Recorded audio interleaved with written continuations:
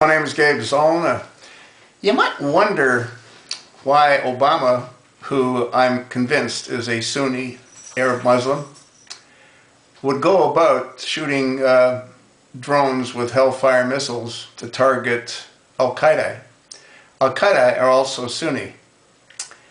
And the difference between the Muslim Brotherhood, who are also Sunni, and al-Qaeda is that the Muslim Brotherhood and al-Qaeda is how they treat the teaching of Islam.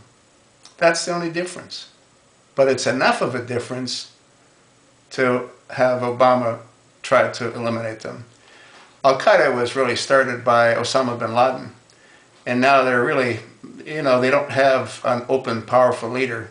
But they're still very active. And they're still killing. The thing with most Muslims, especially the Muslim Brotherhood, they're very largely secular. And, they hold these rallies. And one of the main themes that they say at these rallies is one day we'll kill all Jews. Pretty interesting, isn't it? What's really sad is that if you were to take one of these people aside and ask them, what did a Jew ever do to you? They'd say nothing. But you see, when you're taught from birth to hate, that's what you do, you hate. Obama can't help himself hating Jews any more than any other radical extremist Sunni Muslim. And that's really what he is. And anyone that thinks that he isn't, well, you're sadly mistaken. The truth will eventually come out if he's allowed to remain in power. What I think doesn't matter, because by myself, I can't have a real impact on anything, can I? Except on my own little sphere.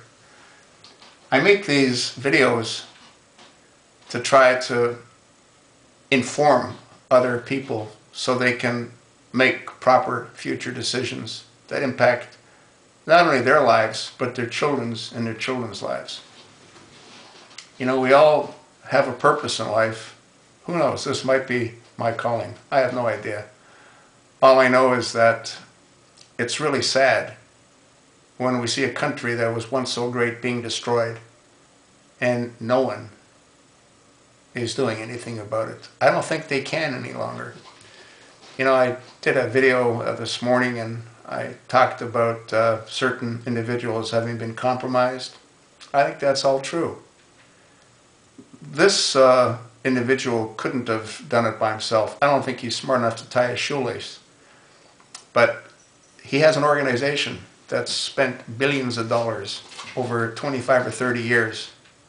They're not going to let this thing slip away from them. And I think it's soon going to become very apparent to all of us when they start knocking on our doors to take away our weapons. That's the first step. You don't think so? Watch and see.